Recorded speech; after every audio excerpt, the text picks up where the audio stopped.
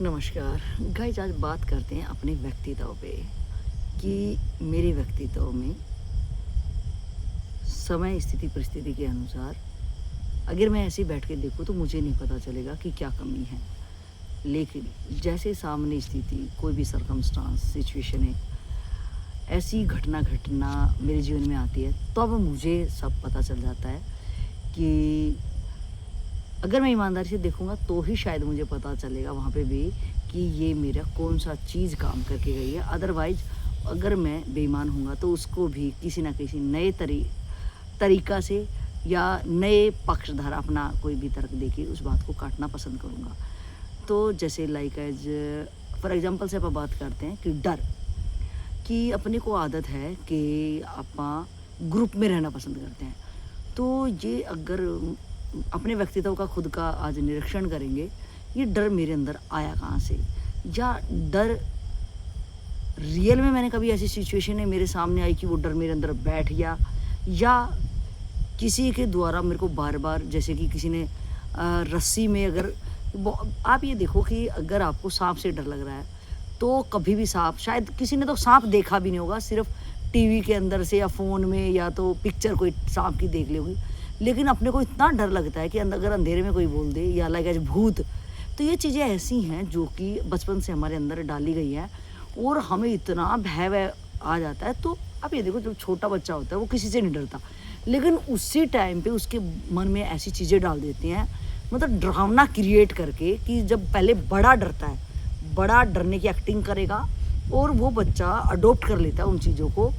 और जैसे ही वो अडॉप्ट करेगा तो बड़ा, अब वो बच्चा अपना सब कुछ मान रहा था कि ये बड़ा मेरे सुरक्षा कवच है, ये मुझे संरक्षण देगा, ये मेरे को हर बात में मेरी केयरिंग करेगा।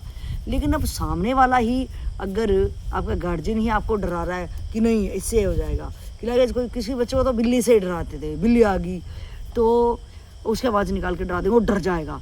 तो मतलब ये डर मेरे अंदर आया कहाँ से? तो आज जब ये किसी से भी, किसी कारण से भी अगर मेरे अंदर डर है, किसी का भी अलग-अलग सिचुएशन पे अलग-अलग डर के रूप, बहुत सारे रूप हैं, कि ज़रूरी नहीं कि हमारे सामने कि हम सोसाइटी में रह रहे हैं तो वहाँ कोई साँप से कोई हो ही नहीं, संभावना नहीं कि वहाँ पे साँप आ जाए।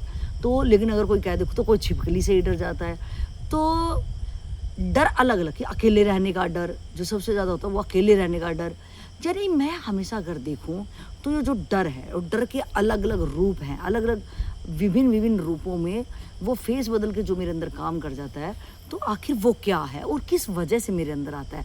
और देखो, डर का अलग-अलग रूप आएगा, लेकिन कर्म भी एक है और परिणाम भी एक है, कि डर में आदमी के वो सर्दी कितनी हो लेकिन पसीने छूट जाते हैं, उसका एकदम बीपी हाई हो जाता है, वो इतना काँप जाते, बॉडी पे भी रिएक्शन आता है कि काँप जाएगा, और उस टाइम पे उसको कुछ भी अच्छा नहीं लगेगा, बस वो डर उसका कैसे दूर हो जाए, तो बस उसके बारे में वो सोच सकता है कि बस अब मुझे कोई बचाना है। बल्कि इतना ज़्यादा डर जाता है कि वो ये भी भूल जाता है कि कोई मुझे बचाने आएगा उस टाइम पे, बस उसको लग रहा है उसकी मौत आ गई। तो आज मुझे इस पे काम करना पड़ेगा कि ये जो डर है वो किसी सिचुएशन से, माना कि मेरे अंदर घुसा होगा। बात करते हैं कि अगर मेरे को बचपन से किसी चीज़ से डराया गया घर वालों के द्वारा, तो आपके पहली बात तो कि आपके जो सबसे नज़दीकी होते हैं, कोई भी बीमारी, बुराई, कमी, वो ही हमारे अंदर अधूरा छोड़ते हैं। और अगर बात करें कि भैया वो क्यों छोड़ते हैं, तो कहीं न कहीं हम उनके बीच में क्यों आए, तो वो आएगा बहुत पीछे, हम चलेंगे प्रारब्ध में, हम चलेंगे, हमारे भैया कर्म ऐसे थे, ऐसे लोग मिले हमें, तो ये तो भैया ऐसे ही फिर चलता रहेगा कि मुझे ऐसा परिवार क्यों मिला, क्योंकि मेरे ऐसे कर्म थे, मेरे उनमें आसक्ति रहेगी थी, मेरा लेना देना उनसे पूरा नहीं हुआ था। अब मैं नए रूप में उनसे लेना देना पूरा करने के लिए अब मैं इस प्लेटफॉर्म पे आया हूँ, फिर मैं उसे ना राग द्वेष बना लूँगा, फिर मैं नए चेहरे लेके आऊँगा। तो मतलब ये सर्कल ऐसे ही चलता रहेगा। तो कब मैं जागूँगा कब?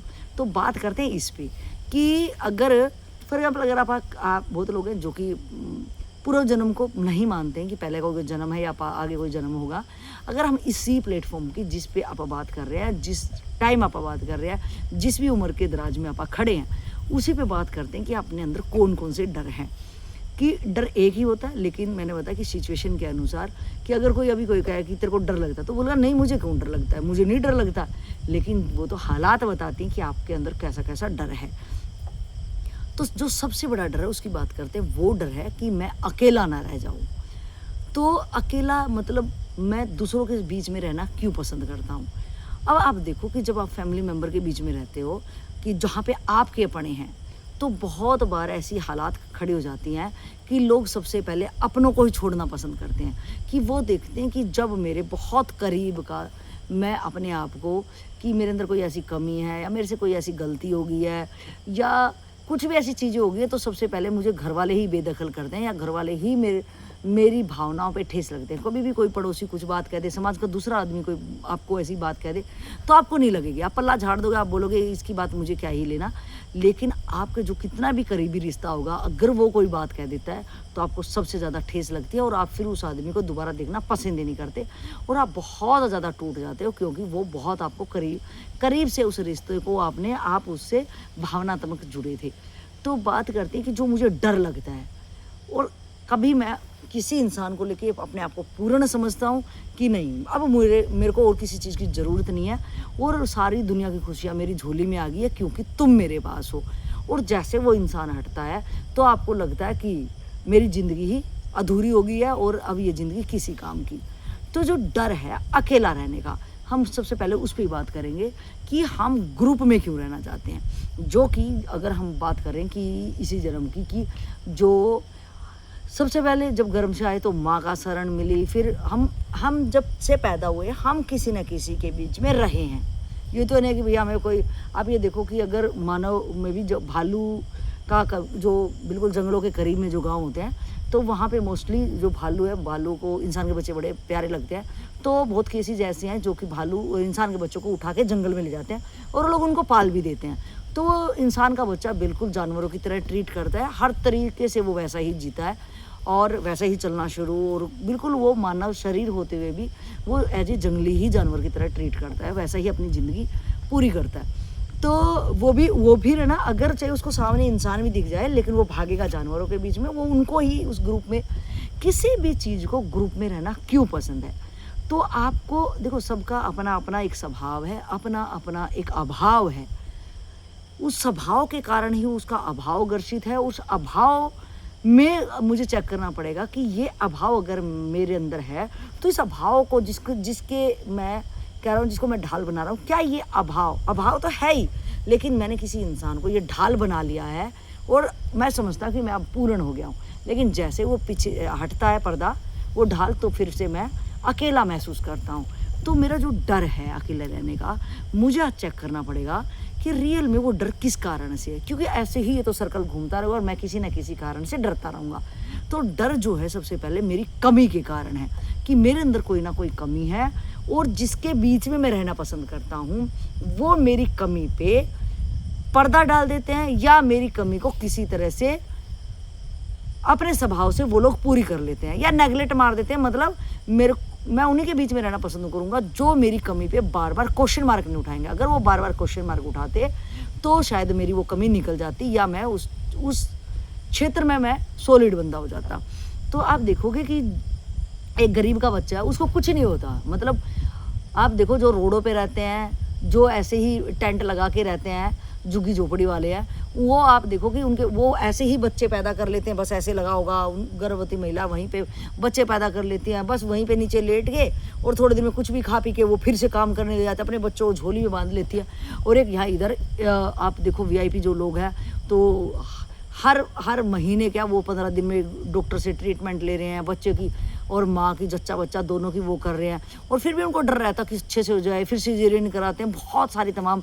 मतलब आप कंपेयर कर सकते हैं कि अगर एक्चुअल में डर होता, अगर एक्चुअल में चीज़ें होती तो फिर उधर भी इफेक्ट क्यों नहीं करी कि एक झुग्गी झोपड़ी में एक महिला वहीं पे, कि कोई भी नहीं शायद उसके पास होता, या होता है तो क्या पता उसका पति बेवड़ा वहीं दारू पी के और वो वहीं बच्चा पैदा कर रही है, वहीं खुद ही उसको साफ कर रही है, और वो थोड़े से दिन में खा पी के वैसा ही खा पी के फिर वो दिहाड़ी मजदूरी करती है, बच्चे को भी बगल में बांध लेती है अपने पल्लू पे और तमाम चीज़ें। तो अगर एक्चुअल में वो सिचुएशन होती तो फिर उधर भी सेम रिएक्शन उसके आते और उधर भी सेम आते।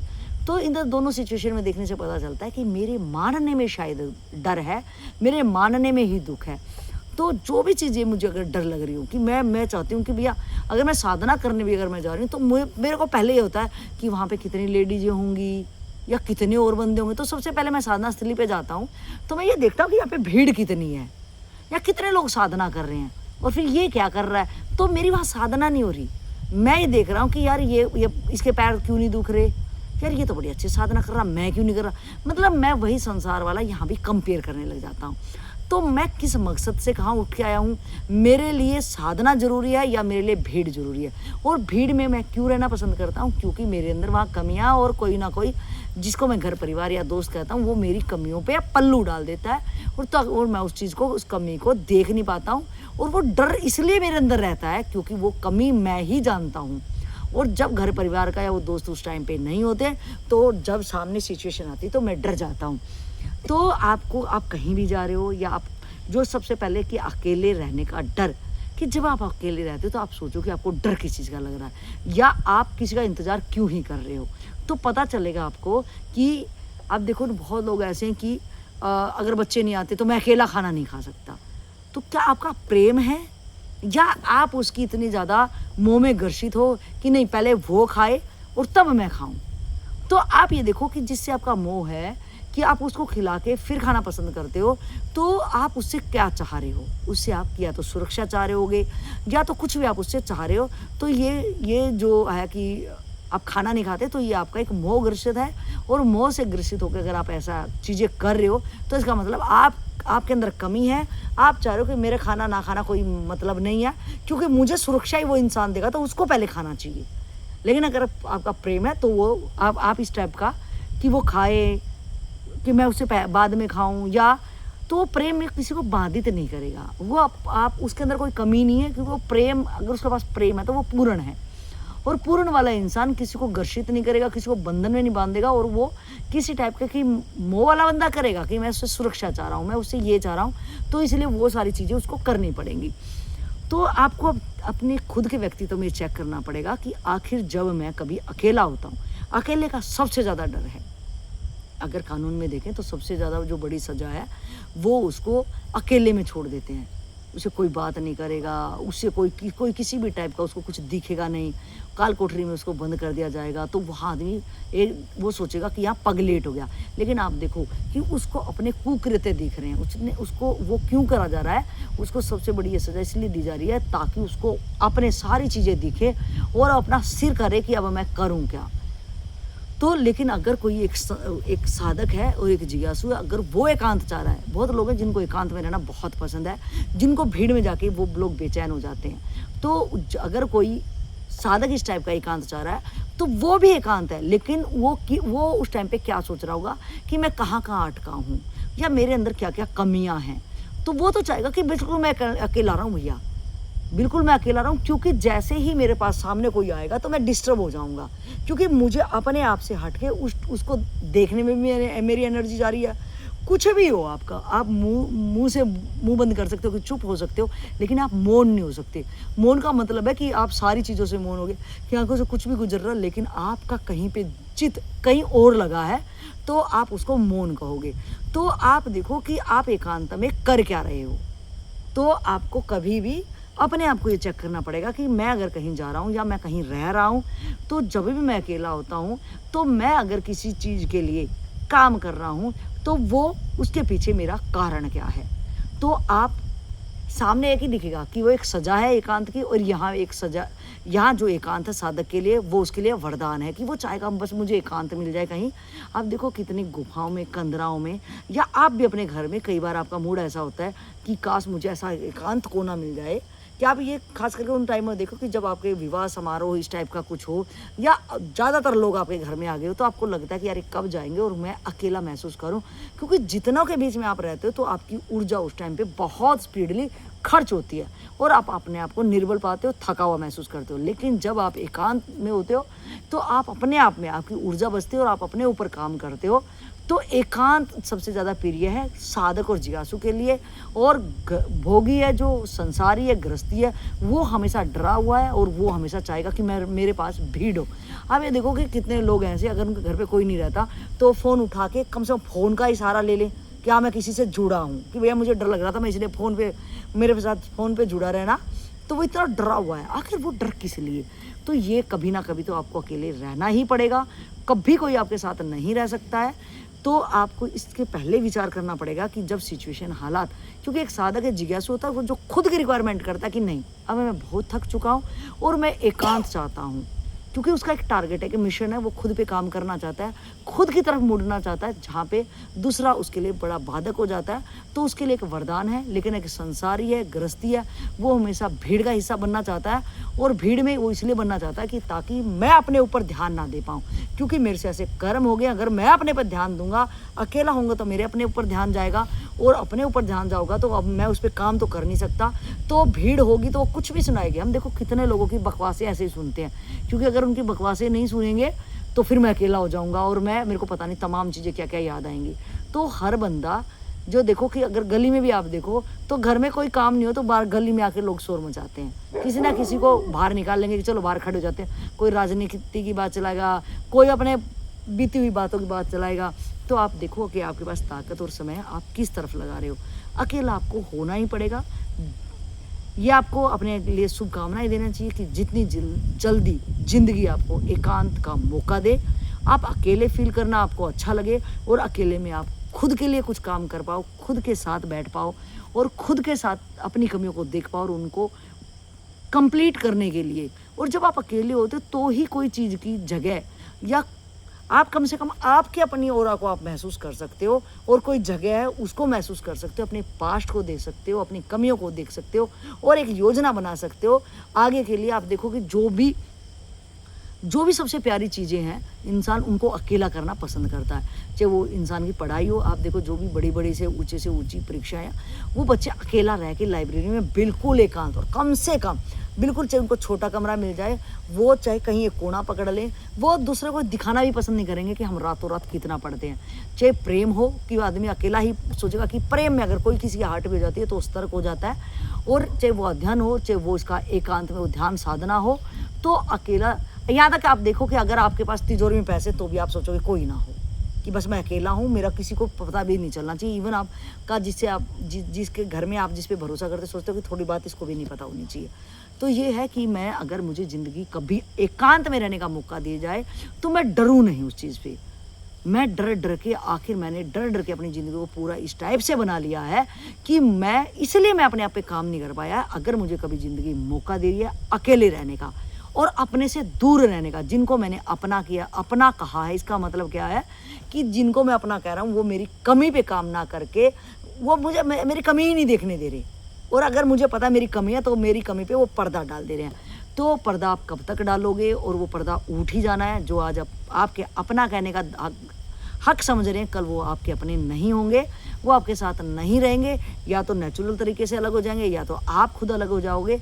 आपको लग रहा है, आज आप देखो कि आज से पहले आप जिनके साथ हो, आपके साथ पहले और कोई था, उससे पहले और कोई था, आज आपके साथ वो नहीं है जो पहले था, और जो अभी भी है वो कल आपके साथ नहीं होगा। जैसे जैसे आपकी यात्रा जिस तरफ बढ़ती जाएगी उस तरह के लोग आपके साथ जुड़ते रहेंगे, और अगर आप अपने अंदर की यात्रा में जुड़े तो उस टाइप के लोग आपके साथ जुड़ेंगे और वैसी ही बात करेंगे जो आपके लिए सहायक होगी। तो कभी भी आप एकांत में, जो आपकी सबकी यात्रा अगर है वहाँ अगर आपको एकांत मिल रहा है तो आप बहुत भाग्यशाली हो। तो वहाँ पे डरे ना अपने पुराने संस्कार आएंगे, आपको डर बार बार काम करेगा, आपको पुराने संस्कार जोर मारेंगे, आप डरोगे, लेकिन आपको देखना कि आखिर ये डर एक्चुअल है या मेरा माना हुआ डर है। आखिर मुझे डर किस चीज़ का, डर मुझे आखिर किस चीज़ का? डर सिर्फ अपने प्राणों का आदमी को हो सकता है कि जब ये मेरे प्राण, ये मेरा शरीर मेरे साथ नहीं रहेगा तो मैं अपने तरफ मुड़ भी कैसे पाऊंगा, अपनी मंजिल की तरफ बढ़ भी कैसे पाऊंगा। तो सबसे ज़्यादा है कि अपनी जान की मेरे को डर होना चाहिए कि मैं यहाँ साधना कैसे करूँ, भैया शेर आ जाएगा और कुछ आ जाएगा और मेरे को खा जाएगा। तो सिर्फ डर उसका हो सकता है, अदरवाइज कोई भी डर आपके अंदर अगर है तो आपका माना हुआ डर है। तो आपका अगर माना हुआ है तो आप उसको ना मानेंगे तो आप डर से मुक्त हो जाएंगे। तो ये शब्दों में सिर्फ कहा जा रहा है, लेकिन अगर आप प्रैक्टिकल करोगे तो आप खुद ये कह पाओगे कि हाँ, जो भी चीज़ आज तक मैंने मानी थी और अगर मैं उसको वैल्यू दे रहा था, अगर मैं अपनी ऊर्जा, अपनी वैल्यू उसको नहीं दूंगा तो रियल में वो मेरे लिए चीज़ें नहीं हैं। आप ही खुद महसूस करो आपकी पास्ट लाइफ में जिसको आप वैल्यू दे रहे थे, कि आपको लग रहा था कि ये मेरे प्राणों से भी प्यारा है और इसके बिना तो मैं जी ही नहीं सकता, मैं कल्पना ही नहीं कर सकता। तो आज देखो कि आप उसके बिना भी रह पा रहे होंगे और वो इतना दूर भी चला गया होगा कि आप देखो जब छोटे बच्चे थे तो माँ के बिना आप रह ही नहीं पाते थे, कि अगर माँ कहीं भी चली जाए तो सबसे पहले आप माँ को ही ढूंढते थे, आप रो रो के बुरा हाल कर देते थे। लेकिन जैसे आप किशोर अवस्था में हुए तो आप यार दोस्तों में गुम हो गए, तब अब माँ आपके लिए कोई इंपॉर्टेंट नहीं। माँ आपको बुला भी रही है तो आप माँ को ही झाड़ दे रहे हो कि मुझे भूख लगेगी तो मैं खाना खा लूँगा, तो आपको वहाँ यार दोस्त अच्छे लग रहे हैं। यार दोस्त के बाद जब आपकी शादी होती है, आज आपको अपनी बीवी इतनी अच्छी लग रही है, आपके पति इतने कुछ दिनों के लिए आपको इतने अच्छे लगते हैं कि भैया ओ हो ये ज़िंदगी तो क्या है। उसके बाद फिर आपको बच्चे अच्छे लग, तो मतलब आप देखो आपके भी खुद कितने रूपांतरण हो रहे हैं और आप कितने चेंज होते जा रहे हो। और क्या जो आप कह रहे थे कि इसके बिना नहीं चलेगा, क्या वो चीज़ आज आपकी ज़िंदगी में है? तो इसी तरह आप देख सकते हो हर चीज़ परिवर्तनशील है, उसमें आप इंक्लूड आप भी हो। अपने आप को भी देखो कि मैं भी परिवर्तनशील हूँ, मेरे स्वभाव और टेस्ट भी के साथ साथ ये शरीर भी सब कुछ चेंज होता जा रहा है। तो रियल में जो चेंज नहीं हो रहा, वास्तव और जो शाश्वत जो सत्य है, मैं उसमें कैसे ठहर जाऊं। आज मैं उस डर को निकालूंगा जो बाहरी, अगर मैं किसी का कोई भी चीज़ का अगर मुझे डर है तो मैं उस अपने डर पे काम करूंगा और मैं अपने सौ की स्थिति में कैसे ठहर जाऊं। उस चीज़ का मैं नया, अगर मुझे कोई माहौल मिल रहा है तो मैं नए माहौल को एक बार जानूंगा कि नए माहौल में भी क्या हो रहा है मेरे साथ। तो इसके साथ ही मैं ले लूँगी अपनी वाणी को विराम। जरूर अपने डर पे काम करना, नया माहौल मिलेगा, नए लोग मिलेंगे, एकांत आपको मिलेगा। लेकिन आप एकांत में क्या आप एज ए सजा अपने आप को दे रहे हो या आप अपने आप को सुधारने में अपनी एक साधना कर रहे हो? तो आप सजाओं में तो आप जहाँ पे भी हो सजा भोग ही रहे हो संसार में, लेकिन काश अगर मौका आप एक साधना स्थली पे एक आप एकांत में अगर रह के अपने आप को उभार पाओ तो ये आपके लिए एडवांस में शुभकामनाएं। तो ज़रूर ऐसी इच्छाएं और ऐसा भाव बनाएं और भाव के साथ ऐसा कर्म करें कि मुझे शीघ्र से शीघ्र मेरा जो इंटरेस्ट है वो साधना की तरफ आ जाए। तो अपनी वाणी को विराम देते हुए आपसे लेती हूँ विदा और मिलते हैं नेक्स्ट वीडियो में। तब तक के लिए नमस्कार।